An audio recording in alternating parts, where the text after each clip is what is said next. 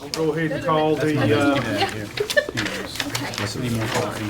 Education Committee to order. We good? Good, that's, Did you get, oh, for chairman, did I you don't know get? what y'all Yeah, are. you go. thank you. Passing it We're around. good. Did you get one of these? Okay, first thing on the agenda is there anyone that wants to say anything about anything that's on the agenda? Public comment. All right, we'll move right along then. We do have minutes from February the 15th. Motion to approve. Second. Have a motion and a second. Any questions or concerns? All in favor say aye. Aye. Any opposed? All right. Mr. Electrical, you want to? Okay, I guess first thing, let's go ahead and take care of budget amendment. You have that, copy of that. I'll go over that briefly. Any questions, you approve the budget amendment for general purpose school fund 2024-08 and the central cafeteria fund. This amendment reallocates HR expenses, amends the ISM, that's the Innovative School Grant, budget to align with the Revision 1 and E plan, meaning that portion has already been approved by the state. We have to get it approved by the state before we can do this. And it increases the unemployment budget for health services and central cafeteria budgets for 2 buses and the track resurfacing. I do want to point something out. It says Wilson Central High School, that is at Watertown High School. And it went through the board at Watertown High School. We just had a misprint. I've been out of town, didn't catch it. Didn't say Wilson Central just got theirs done. Yeah, we just did theirs. theirs, so we're on a rotation of fixing those tracks.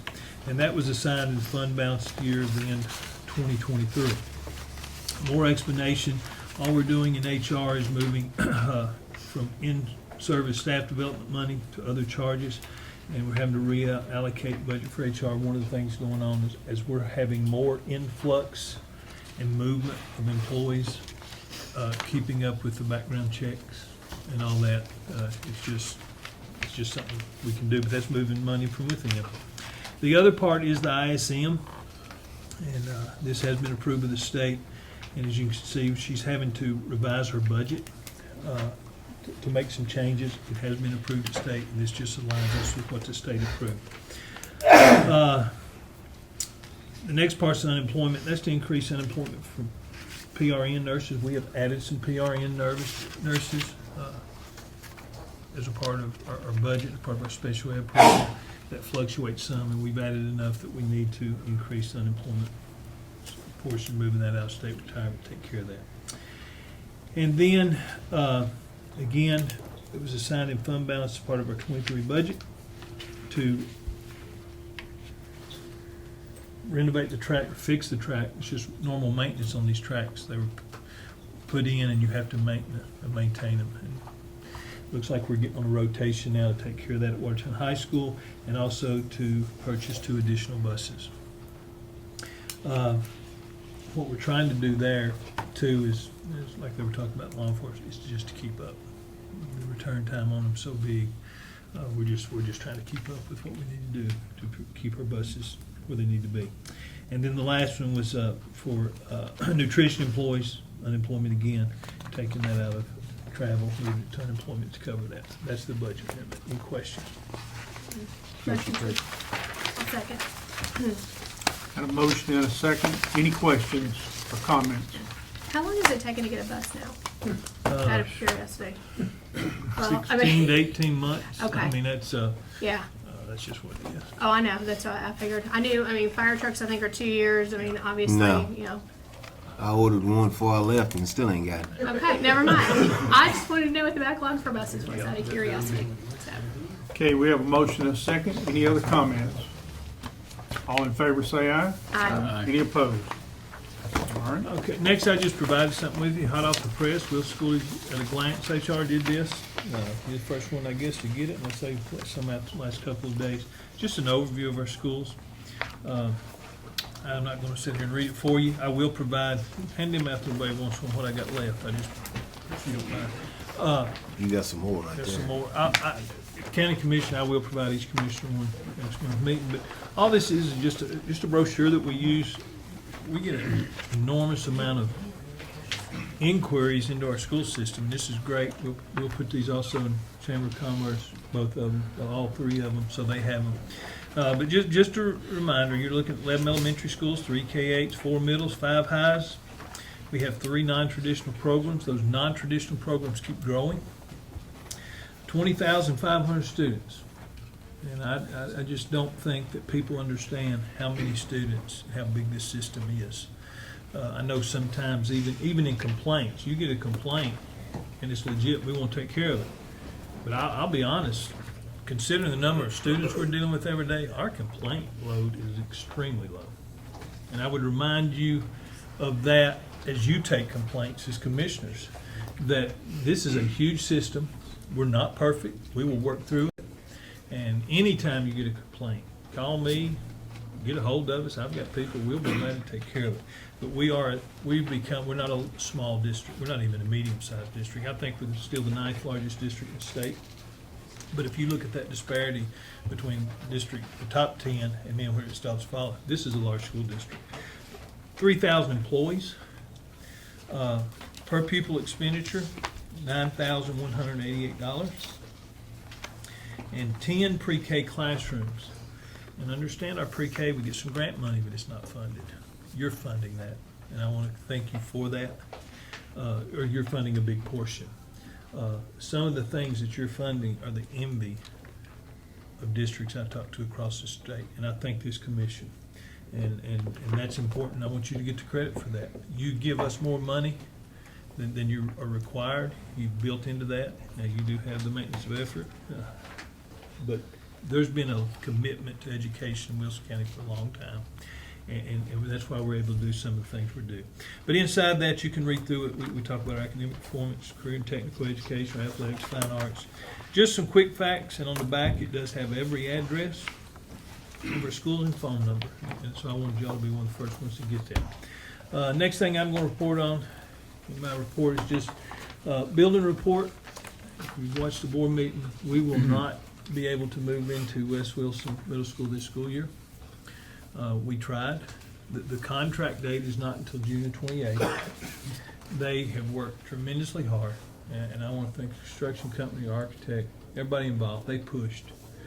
But what they ran into, we cannot get bleachers for the gym, the seating for the auditorium. It's scheduled mid to late April. We had to go ahead and plan for testing. We made testing schedules.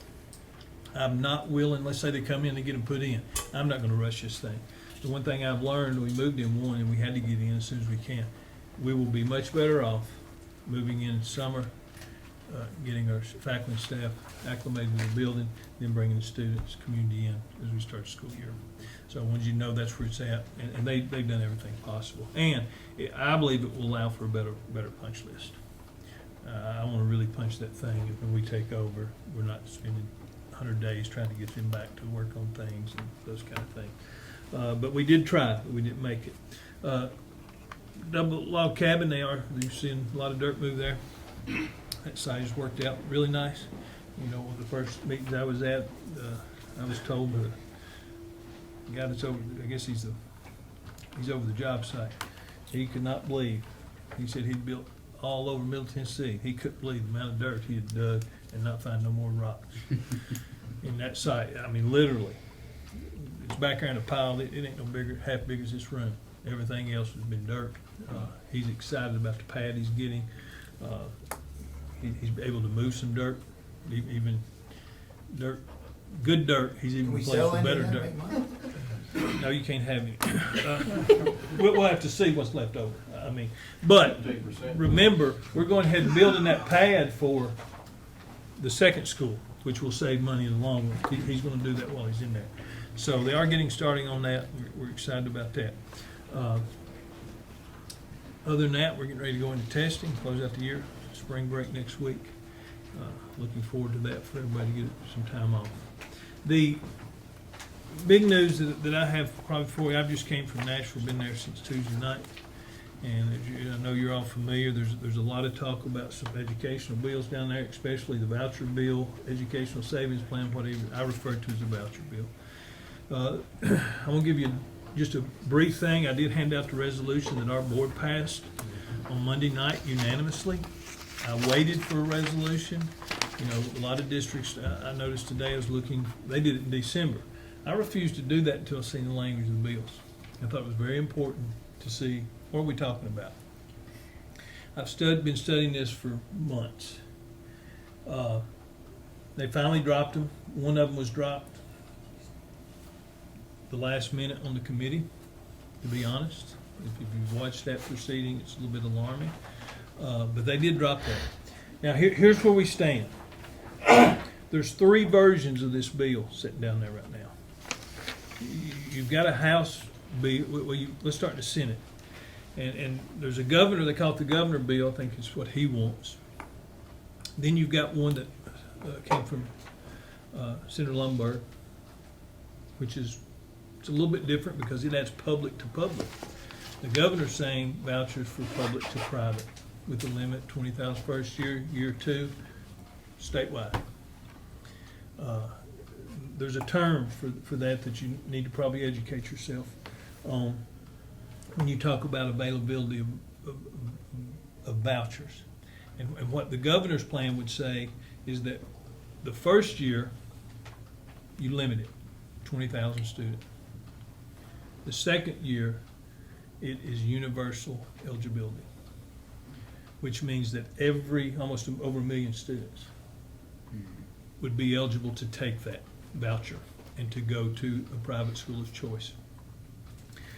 So those 2 bills are similar, but a little bit drastically different, because Senator Lumberg come in and said, we want to go public to public. Let me refresh your memory. A few years ago, if you remember, it was a big deal. They put into law that they wanted, and the debate then was, everyone had to accept out-of-zone students.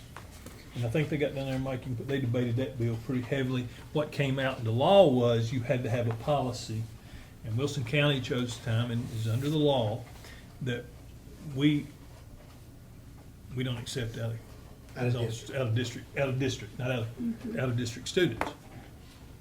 So this is a huge shift, and it's something they've been wanting for a long time. I'll tell you.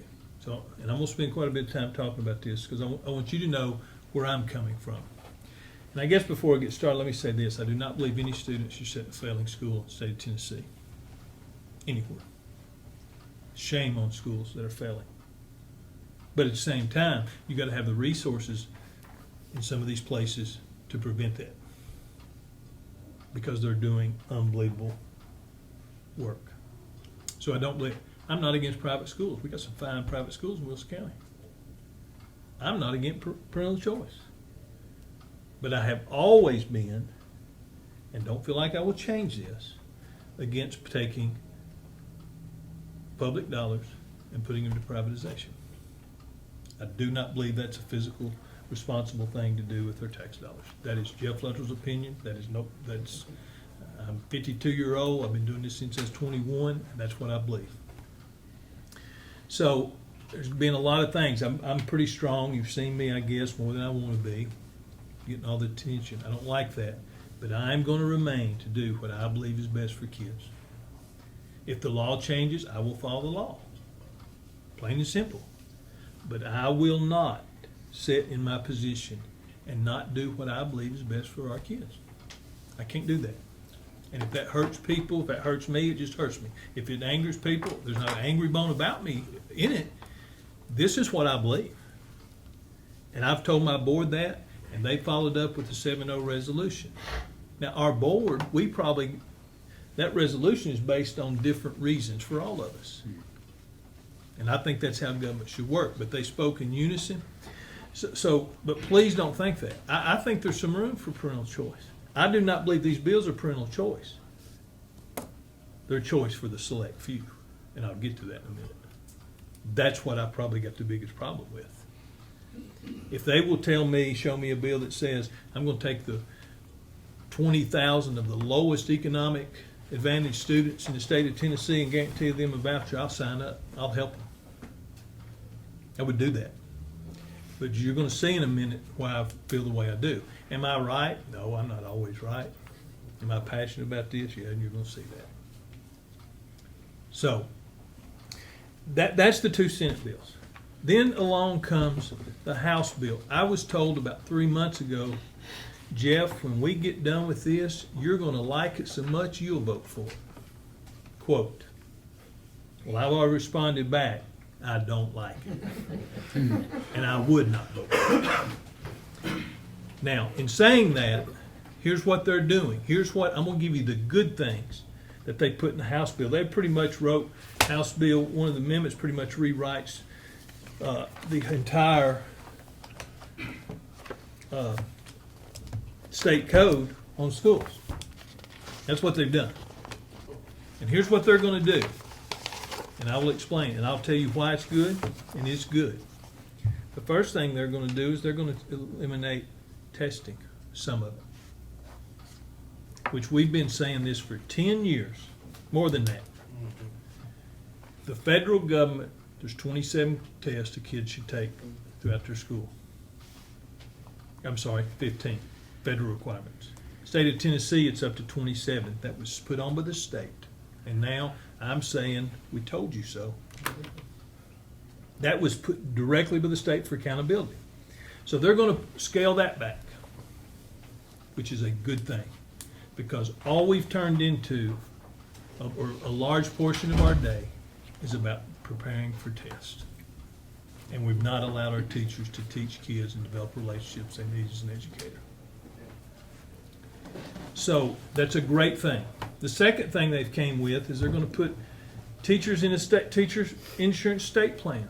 And instead of paying 45% employed, they're going to pay 60%. That's huge. Now I've got some questions that I've not got answered yet because we're self-funded. But that's huge.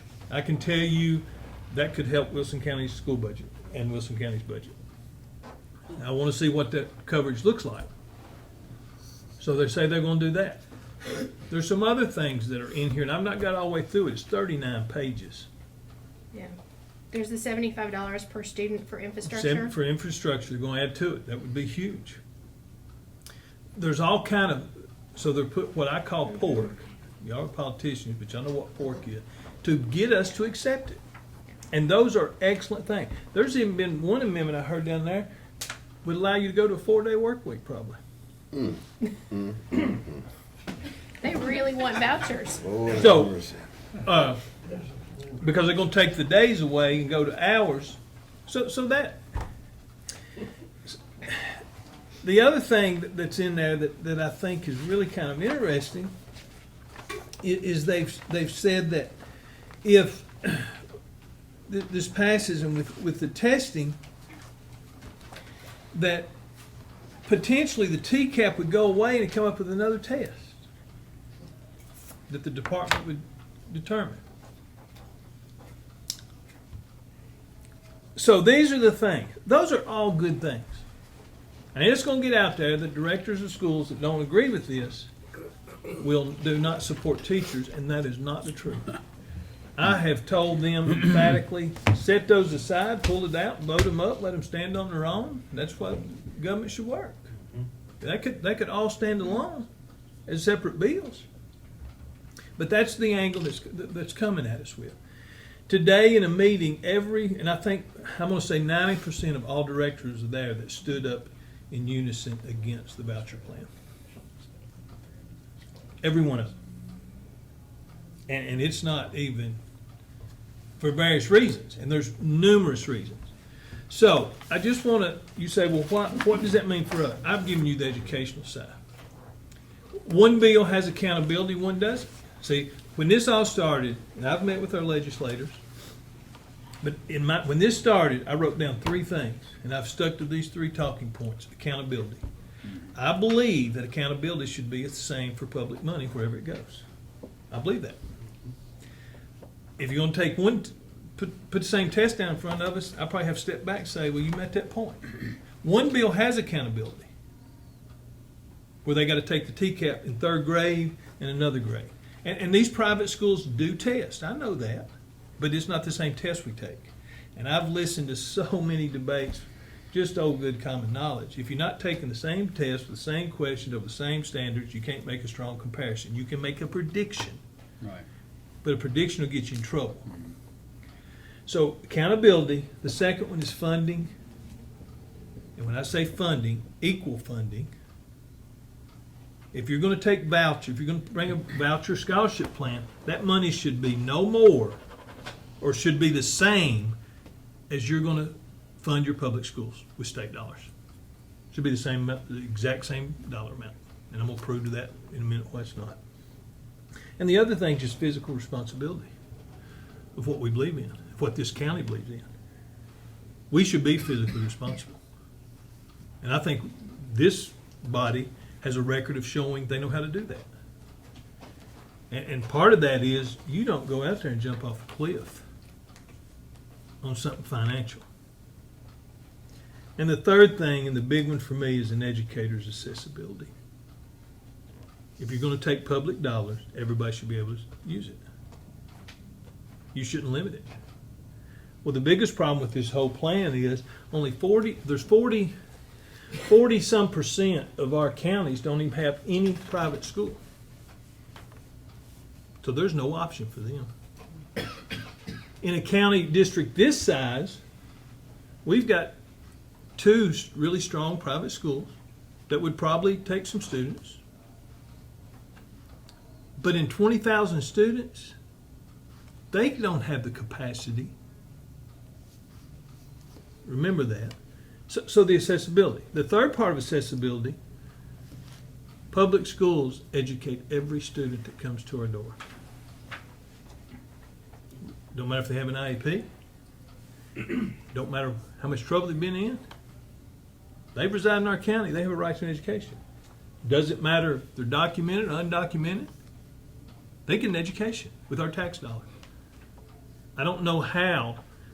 I can't justify taking tax dollars, putting it in places that have the ability to say no to certain students.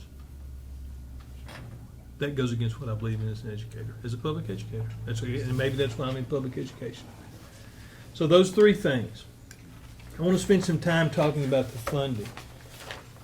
This has been all over the place. There's so many physical notes, but the last one I have, and it's a physical memorandum, March 5th, 2024. It's on Senate Bill 503, Senate Bill 1183. Yeah. Same one you've got. That's I've been working this for 3 months. Yep. I've been watching it every day. And I'm just going to put out some highlights. Here's some things, and this is from the General Assembly Physical Review Committee. Here's what they say. Increased state expenditures the first year of $74,665,000. The next year, $287 million. And then says exceeds $287 in the subsequent years. I have seen that number be as predicted as high as $800 or $900 million.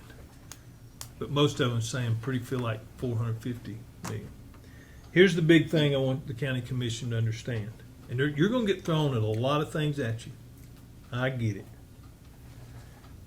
Decrease in local revenue estimated the first year of $20,800,500 for 24-25.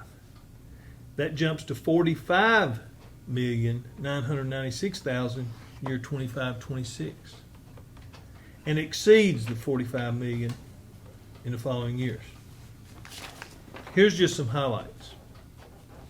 Remember when I talked about equal money, equal funding? The state shall fund 100% of the scholarship amount awarded to recipients. So if you get this scholarship, this voucher, you get $7,075. TISA money for allocation is going to be $7,075 on our ADM students. But part of TISA is your local appropriation at 30%. That's what, so when they say TISA money, they're taking your local dollars and putting it in there. So number one, if I go to a private school, get $7,050 of state money. If I stay in a public school, Wilson County, that's where I'm zoned for, I get $7,075, but 30% of it is made up and funded by the commission. That's not equal money. I think we can all agree to that. And they can't get around that. They can throw every argument they want to. You can't, they're not doing it equal. So, here's something, just some other highlights. Listen to this. One of the problems with going district to district, they gave an example in Senate committee last week. I went back and watched it 10 times to make sure I'm not misrepresenting, because this stuff can get confusing. I don't ever want to misrepresent. If I do, I'll say I was wrong. But they gave an example of a student that was going to leave their district, and they were going to go to another district. And they gave specific examples. You can go back and watch it. I won't do that. But that student, where they were leaving, was going to go to an out-of-zone, they were going to move counties. They were going to take that $7,075 would go with them. Where they were going, the per pupil student expenditure was $12,000. Now, follow me.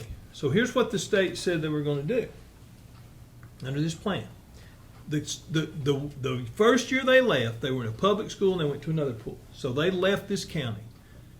State said $7,000 goes with you. They're going to go ahead and pay $7,000 to the school where it's not even that. Now, the way my old math works, now this kid's taking $14,000 state money. He's going to the county.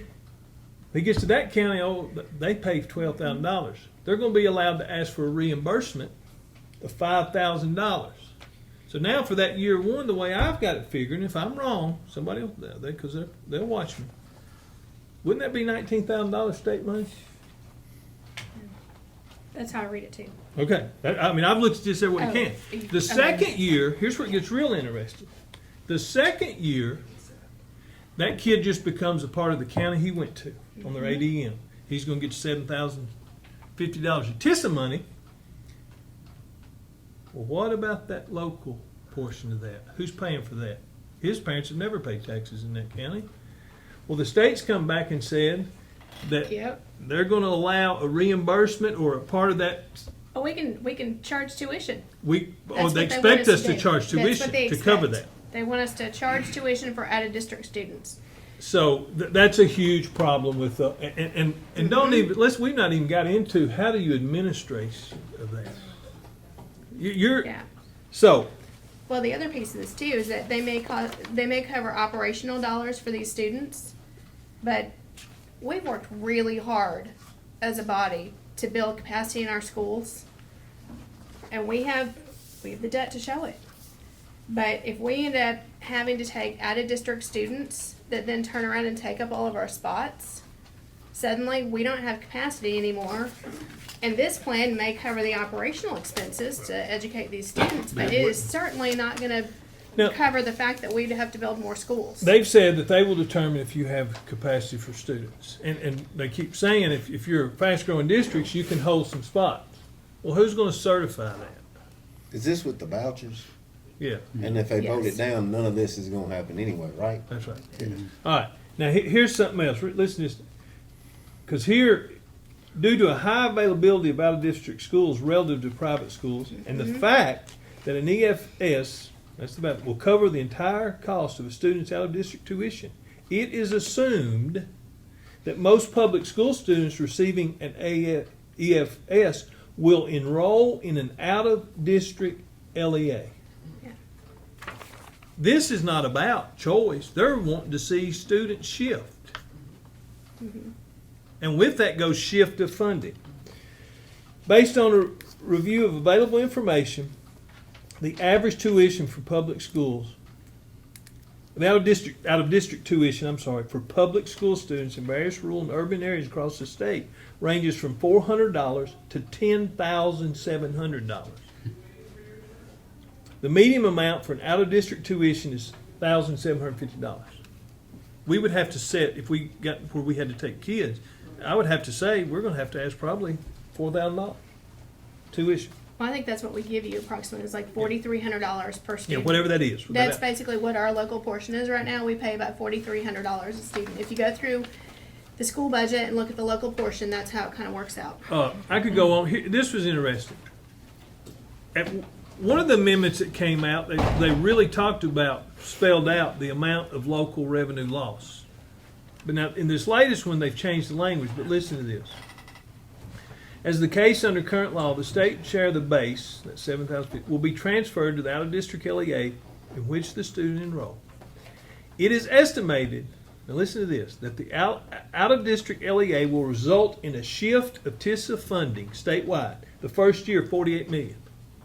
The second year, $107 million. And then it just continues. A shift of money.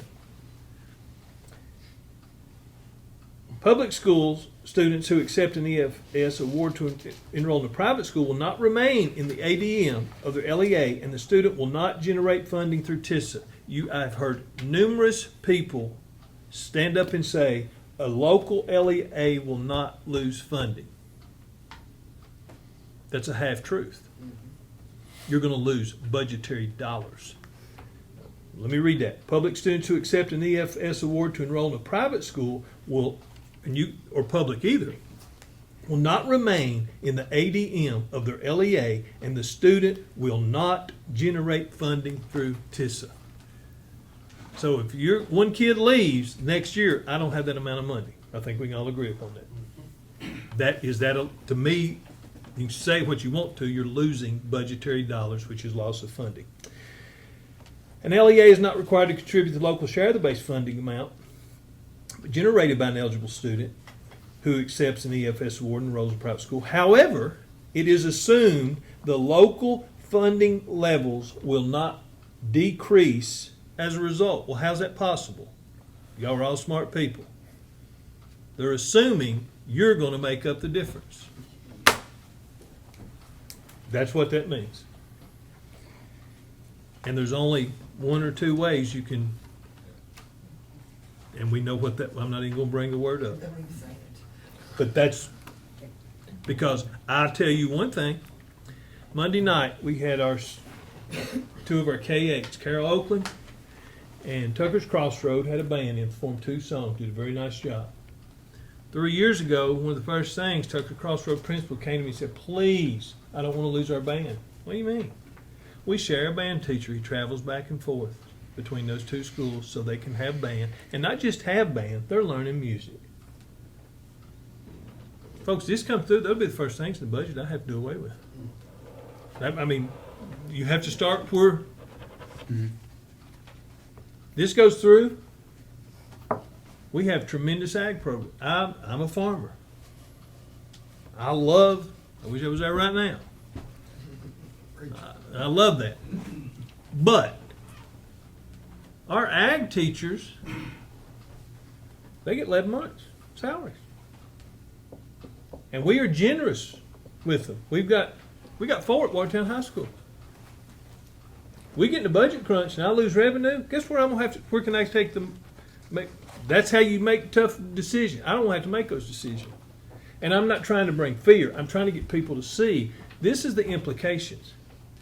Because the one thing I know about our parents, they don't care if we lose 2,000 students.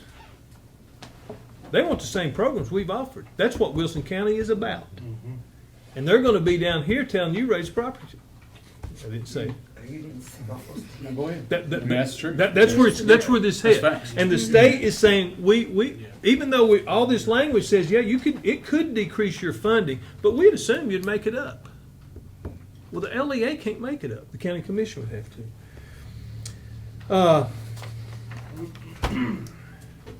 I'm gonna stop. No, I'm not. Listen to this. Should all 105,503 private school students receive a scholarship in year 2, the physical impact would be an additional increase in state expenditures to the tune of $551 million.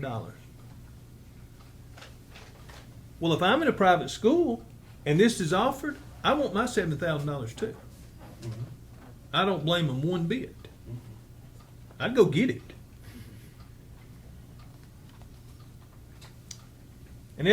Last bullet point, an LEA's federal funding will not increase, so they will have to pay out more funding but not receive any additional funding. I'm going to stop. It's not political for me. I'm not a politician. I do understand the pressures of politics and platforms and all that, and I'm ashamed we're having to have this. I've just given you simple facts that anybody can understand, that this has a potential to cost local funding bodies more money. And we could just, I could go on and on and on about why it's not equitable, why it's not right. But I want to show you tonight, this is why you got a 7-0 resolution. 7-0. I didn't know what it would be, okay? I didn't know if I had enough to get it passed. And I think every one of them would tell you, I didn't talk to them about it, told them I was gonna bring it. I educated them, gave them, and that's what I want to do for y'all. Now, the pressure's gonna be on. Now, I don't know where it goes from here. I understand we're gonna have an ad hoc committee meeting Tuesday night. Want to bring the legislators in, give them a chance to respond. And I know the talking points they're gonna bring, and I'm not gonna bring them up right now. They have every right. They're elected. They've won that right. I respect that greatly. But I'm gonna plead with you to please consider the educator's position in these bills. Please do that. Any question? I'd like to make a motion. Yes, sir. You got a question? Wait a minute. You ready? Yeah. I'd like to make a motion that this education committee will also sign and pass this resolution supporting public education. This is the same resolution that the school board passed. And this will go through legislative ad hoc as well. But I think that as the education committee, as we're trying to protect our own tax dollars, which I can't even tell you how many conversations I've had, how many meetings I've had. That's why I have the same Senate amendment that Jeff does. And this is the latest from the Senate. This doesn't include what he was talking about at the very beginning with the House omnibus. That actually is even bigger. So like the percentages, like the teacher insurance percentage going from 45 to 60, first year, $160 million at the state level. I mean, it just keeps coming and coming and coming. Is there a second? I'll second. Okay, we have a motion and a second. Questions? Do we need to make that motion subject to approval of the ad hoc committee? Yes. That's fine. We can do that. I will It amend needs my to go motion. through ad hoc, I Well, believe. Contingent Right. on Well, I said that it passing would be. government Yeah. ad hoc committee? In addition to passing, yeah. In addition Yes. to or contingent to? I will go with contingent then. Okay. Okay. They're gonna take You some of okay the with that? best athletes. and You wanna go they're get Yes. some one? Okay. They're Now, gonna send them right out the road. committee members, questions before I go somewhere else? And I can give you more information. I wrote a letter 2 days ago. No, we don't want any more information. Okay. No, Yeah, I mean, we've had it's- enough information. Okay, questions? Yes, sir. Jeff, short answer, do you see school districts competing for students and Absolutely. recruiting? You have to. We'd Yeah, have to. That's what we just talked about. Not recruiting athletes, but recruiting students. Yeah, if I lost 2,000 students and we built these buildings, because there's a more in there. That building could go to a charter school that would have a right to purchase it. So, yes, short answer, absolutely. Yeah, don't call no names, but I know one right now that would. Yes, sir. Yeah, I'm just wondering, what's the capacity for private schools in our county? I've talked to him briefly, and I'm just wondering. it's how not much- here. We don't have the capacity? Oh, they don't have the capacity? But, and there is something good in here, it would take 3 years for a school to start up. Let me tell you, I'm glad you brought that up, John. In Arizona, they've had this. Okay. I heard a lady today from Arizona, got to talk to her she was here, because it's happening, it's like a circus down Oh, there I on the believe hill. it's happening. She told me, you think it's gonna hurt your rural districts, and it does. Because the kids that have options, their parents have means, they take that, they get them out of the small school district. So they're left with nothing and no funding. But now, 3 years later, in suburban districts around the Phoenix area, they're closing public schools because you got all these pop-ups. We did some numbers, me and some superintendents. Wilson, Sumner, and Murfreesboro, it's 100,000 students. If you're gonna start a business, where you go to? Where the customers are at. This thing, we're seeing some of it in Rutherford with the charters. So this thing could get real. Within 3 years, you could have what's called, So you have a lot more capacity within 3 years. Right now, they don't have a lot of. no. They got some for a star running back or a quarterback. I understand that, but I'm just saying they don't have. But this is part of Right the, now. please, Mr. Gentry, just please look into it, because you have to do some things to get this through. Oh, I understand. And this is just the beginning. I got you. But no, they do not have the I'm just capacity. asking a question. Question? Question, comment, Jeff, you did a most excellent job explaining that, I'm totally on your side, I think everybody in here is too. When I came here, we were, if I remember correctly, and I may be a little wrong, we were 14,500 students in school, now we're 20,500. If we think about what's going around the table right now, we need to look at 5 years, 10 years down, because if the school, the curve of growth logarithmically is, we're gonna be at guesstimation 24,000 in 5 years and pushing 30 in 10. So we need to roll these numbers, and I thought growth together as we consider these things. Absolutely. And how much it would affect the local taxpayers. Anybody else have something they want to add? Okay, we have a motion and a second. All in favor, say aye. Aye. Any opposed? Okay. And I'm sorry you came tonight, I'm sorry it took so long. I usually don't take it. He'll probably never come back again. I kept sitting here looking at that clock, and I was like, "Name Jeff, can't you call these people one by one?" But I thought it was important. Okay. Good job. Is there any other business need to come up tonight here at the Education Committee? One other motion? Motion adjourned.